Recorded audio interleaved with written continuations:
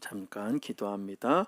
하나님 감사합니다. 오늘도 귀한 시간 우리를 불러주시고 주의 말씀 앞에 예배하게 하시니 감사합니다. 하나님, 오늘 예배 가운데 한 사람 한 사람, 한 영혼 한 영혼 주님 친히 피부는 손으로 어루만져 주셔서 회복되어지게 하여 주시고, 또 하나님 앞에 바로 설 수 있도록 은혜를 부어 주옵소서. 사모하는 자마다, 사모하는 그 영혼마다 충만하게 부어주실 줄로 믿고 우리를 구원하신 예수님의 이름으로 기도드리옵나이다. 아멘. 우리를 선포합니다. 나는 예배 가운데 역사하실 하나님을 기대합니다. 아멘. 나는 예배 가운데 역사하실 성령님을 사모합니다. 아멘. 우리가 그 성령님을 사모하고 하나님을 기대하는 그런 우리 모두가 되어지기를 주님 축원합니다. 오늘 거룩한 주일 아침, 오늘 사랑하는 성도 여러분과 함께 예배드릴 수 있어서 얼마나 큰 은혜인지 모릅니다. 예배의 자리에 함께 한다라는 거, 또 함께 예배를 드린다라는 것은 사람의 힘으로 되어질 수 있는 것이 아닙니다. 하나님의 은혜가 임해야, 또 그 은혜에 응답해야 우리가 이 예배를 드릴 수 있는 것입니다. 오늘 여러분들에게 은혜가 베풀어졌는데 그 은혜를 내가 귀하게 소중하게 여기며 응답하지 않는다면 그 은혜는 내 것이 되어줄 수 없는 것입니다. 오늘 여러분들에게 이러한 것을 물어보고 시작해 보겠습니다. 오늘 여러분의 시선, 우리의 시선은 어디에 머물러 있습니까? 여러분들은 무엇에 시선이 가고 있습니까? 성경은 우리에게 묻습니다. 너희의 시선은 어디에 있느냐? 시선이라는 것은 두 가지를 말할 수 있는데요. 첫 번째는 눈이 향하는 물리적인 방향을 얘기합니다. 또 하나는 마음이 향하는 추상적인 관념, 그런 생각들에 대해서 시선이라고 말할 수 있습니다. 예배자의 시선은 그럼 어디에 있어야 하겠습니까? 오늘 여러분 예배자이십니까? 아멘. 예배를 드리기 위해 이 자리에 나온 예배자이십니까? 아니면 구경꾼이십니까? 오늘 예배자로 이 자리에 나왔다면 여러분의 시선이 오직 하나님께 있기를 주님의 축원합니다. 오늘 말씀을 통해 우리의 시선을 다시 하늘에 고정하기를 소망합니다. 또한 우리의 시선을 다시 하늘에 고정하고 하나님만을 바라보기를 주님의 이름으로 축원합니다. 사랑하는 성도 여러분, 바라본다라는 것은 방향을 정하는 힘이기도 합니다. 여러분, 사람은 바라보는 방향으로 살아가게 됩니다. 눈길이 가면 그 다음에 뭐가 돌아가요? 고개가 돌아갑니다. 고개가 돌아가면 결국 발걸음이, 몸이 가게 돼 있어요. 성경은 이렇게 얘기합니다. 믿음의 주요 또 온전케 하시는 예수를 바라보자. 아멘. 히브리서 12장 2절 말씀에 그렇게 얘기합니다. 다 같이 따라하겠습니다. 믿음의 주요 또 온전케 하시는 이인 예수를 바라보자. 아멘. 오늘 우리 모두가 예수님만을 바라보는 시선이 있기를 주님의 축원합니다. 우리 옆에 있는 분하고 이렇게 고백합시다. 오직 예수님만을 바라보는 시선을 가집시다. 아멘. 오직 예수님만을 바라보는 시선이 있어야 되는 것입니다. 그런데 시선이 분산된 세상을 우리는 살아가고 있습니다. 사랑하는 성도 여러분, 요즘 우리는 시선이 분산된 시대를 살아가고 있다는 거예요. 오늘 스마트폰을 키면 수십 개의 알람이 막 와 있어요. 저 같은 경우도 알람이 있으면 그 알람으로 해서 0을 만들어야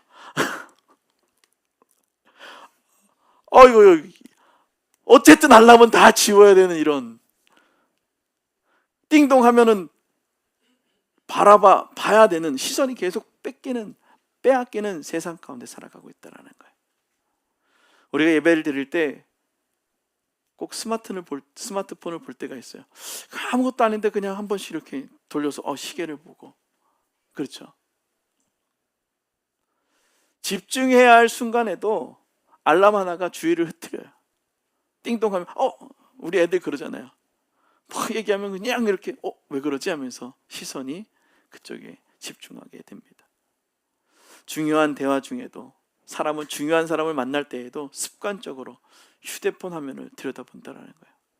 중요한 계약건이 있는데 여러분 막 계약을 하지, 내가 브리핑을 하고 이제 도장을 찍을 때쯤 됐는데 계속 하면서 막 이렇게 스마트폰을 봐봐요.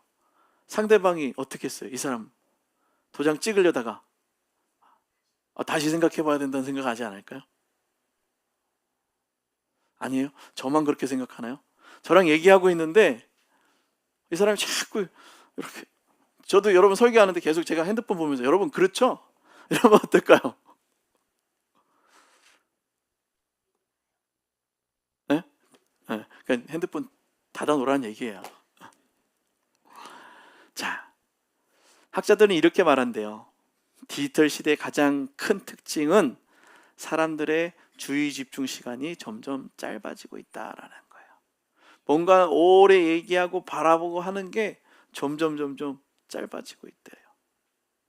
결국 우리의 삶은 너무 많은 것에 시선을 나누다 보니까 정작 바라봐야 할 중요한 것을 놓치게 되더라는 것입니다. 그러나 성경은 우리에게 말씀하죠. 믿음의 주여 온전케 하시는 이 누구를 바라보자? 예수를 바라보자. 다시 한번 옆에 있는 분 고백합시다. 오직 예수님만 바라봅시다. 아멘. 그 하나님을 바라보시길 주님의 축원합니다. 다른 것이 아닌 오직 그 예수 그리스도만을 바라보며 우리의 시선이 고정되어지기를 주님의 축원합니다. 우리가 바라봐야 될 것은 세상이 아니라 오직 주님께 고정되어져야 되는 것입니다. 그런데 우리는 보여지는 것, 드러나는 것에 우리의 시선이 자꾸 뺏긴다 그러잖아요. 누가복음 16장 1절 말씀 한번 다 같이 읽어보도록 하겠습니다. 다 찾으셨죠? 시작. 또한 제자들에게 이르시되 어떤 부자에게 청지기가 있는데 그가 주인의 소유를 낭비한다는 말이 그 주인에게 들린지라. 아멘. 본문의 청지기는 주인의 뜻을 따르지 않고 자기 마음대로 행동했던 것 같아요. 결국 주인이 불러서 야 일로 와봐, 너 그렇게 할 거야? 그런 식으로 할 거야? 너 이제 청지기 내려놔. 이렇게 얘기하는 거죠. 우리 2절 3절 다 같이 읽어보겠습니다. 시작. 주인이 그를 불러 이르되 내가 내게 대하여 들은 말이 어찌 됨이냐. 내가 보던 일을 세마라. 청지기가 임을 계속하지 못하리니. 청지기가 속으로 이르되 주인이 내 직분을 빼앗으니 내가 무엇을 할까. 땅을 파자니 힘이 없고 빌어먹자니 부끄럽구나. 아멘. 사랑하는 성도 여러분, 아무리 숨기려 해도 우리의 시선은 결국 드러나게 돼 있습니다. 놀라운 거예요. 여러분, 어렸을 때 제가 인라인 스케이트를 타는데요, 처음 가르쳐 줄 때 커브를 못 틀잖아요. 앞으로만 가잖아요. 근데 어떻게 커브 틀으라는지 생각나세요? 팔을 이렇게 딱 대고요, 팔을 이렇게 돌리래요. 그러면요, 시선이 돌아가잖아요. 그럼 몸이 돌아간대요. 방향이 돌아간대요. 그래서 방향을 트는 걸 배웠어요. 우리의 시선이 어디에 가 있느냐가 상당히 중요한 거예요. 내가 하나님께 고정되어 있으면 정말 열심히 앞으로 갈 수 있다는 것입니다. 오늘 이 청지기의 시선이 어디에 있는지 정말 드러나지 않게 한다고 했지만 결국엔 누구에게 들켰다라는 거예요? 주인에게 들켰다라는 것입니다. 오늘 우리의 눈은 어디를 향하고 있습니까? 여러분들의 마음의 중심은 무엇을 바라보고 계십니까? 내가 보고 있는 것이 가려져서 보이지 않습니까? 우리의 시선이 왜 가려지고 있을까요? 오늘 가려져서 보이지 않는 이유와 왜 시선이 가려질까라는 것입니다. 우리가 이 시선의 가려짐을 영적 눈이 막힐 때라고 하자라는 거예요. 오늘 영적인 눈이 막혔다라는 거예요. 영적인 백내장과 녹내장이 온 거예요. 고치고 싶어도 고칠 수 있는 단계가 지나가 버린 상태가 되지 않아야 된다는 거예요. 사단은 언제나 우리의 눈을 가려요. 희한하게 뽀얗게 끼게 만들죠. 하늘을 바라보지 못하게 하고 하나님의 소망을 잃게 만듭니다. 고린도후서 4장 4절 말씀에 한번 다 같이 찾아서 읽어보도록 하겠습니다. 고린도후서 4장 4절입니다. 신약성경 289쪽입니다. 4장 4절입니다. 다 찾으셨나요? 다 찾으신 분 계세요? 네, 다 찾으셨어요? 네. 그리고 황희진 성도님 크게 읽어주셔. 네. 시작.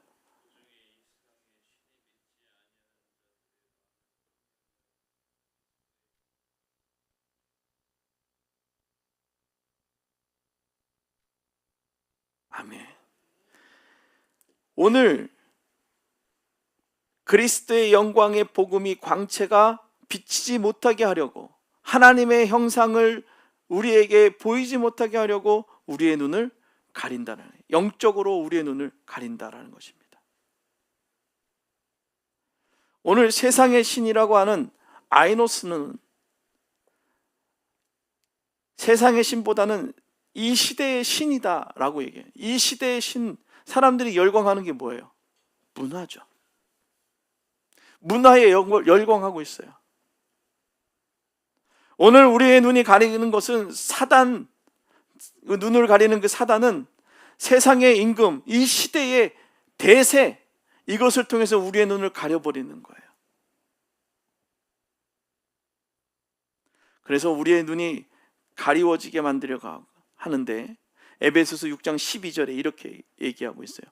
정사와 권세와 어둠의 주관자여 악한 영, 이 시대를 그렇게 얘기하고 있는 거예요. 그래서 우리의 눈이 가리워지게 하려고 교만한 마음을 품게 하는 거예요. 하나님보다 더 사랑하는 것을 만들게 하는 그 교만함을 품게 하고 하나님의 마음을 품지 못하게 한다라는 거예요. 오늘 여러분은 누가 여러분들의 삶의 방향성을 제시하면 거기에 정신없이 살아가진 않습니까? 오늘 하나님을 바라보시길 바랍니다. 하나님의 마음을 품고 기도하며 나아가기를 주님의 축원합니다. 그러나 주님의 말씀 한마디는 우리의 눈을 열고 새로운 길을 보이게 하십니다. 우리가 마음을 품지 못하게 만드는 그 사단을 이길 수 있는 것은 하나님의 말씀, 그 말씀이다라는 거예요. 그 말씀이 내 안에 선포되어질 때 우리의 영적으로 가려졌던 영안이 열리게 되어지는 것이죠. 낙심 속에 있었던 자를 일으키고 절망 속에 있었던 자를 소망으로 세우신다라는 거예요. 우리의 소망을 하늘에 두며 세워 나아가기 위해 이제 영적인 눈을 지켜 나아가기를 주님의 축원합니다.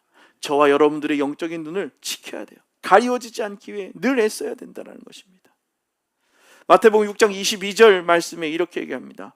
눈은 몸의 등불이니 그러므로 내 눈이 성하면 온몸이 밝을 것이요.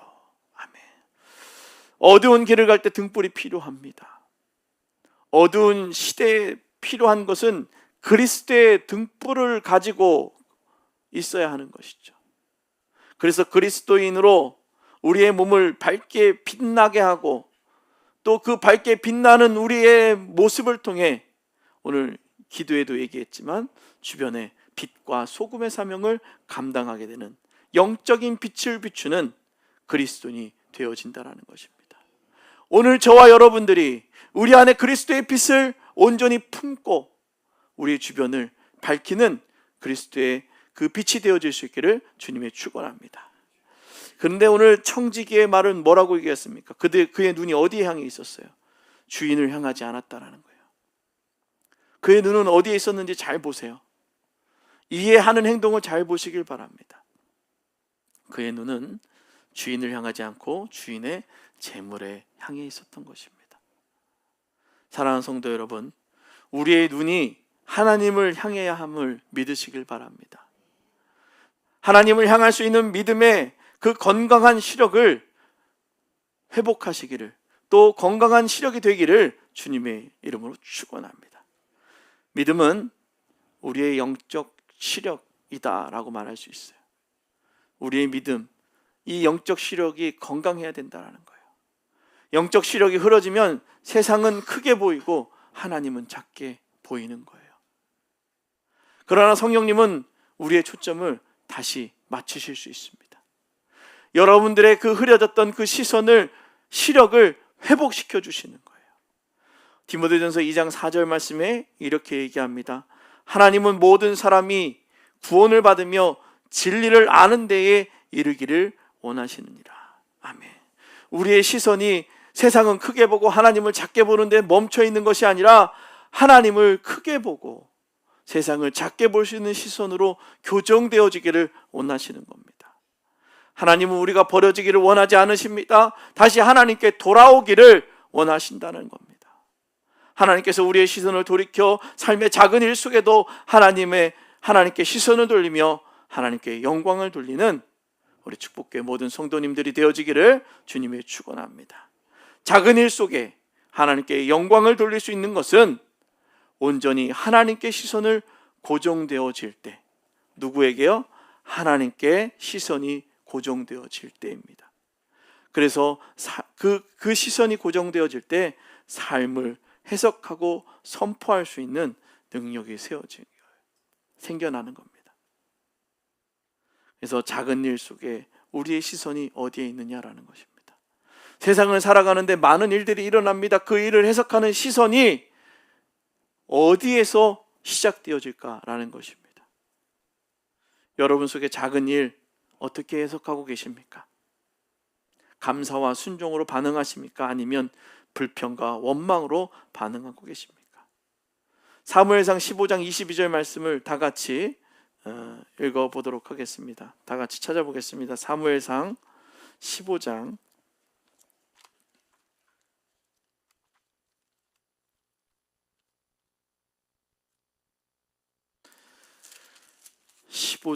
22절입니다. 다 찾으셨나요? 15장 22절 함께 읽겠습니다. 시작. 사무엘이 이르되 여호와께서 번제와 다른 제사를 그의 목소리를 청종하는 것은 좋아하심같이 좋아하시겠나이까? 순종이 제사보다 낫고 듣는 것이 순양의 기름보다 나으니. 아멘. 사람이 여호와께 드리는 제사보다 순종하는 것이 낫다라고 오늘 사무엘상 15장 22절에 말하고 있습니다.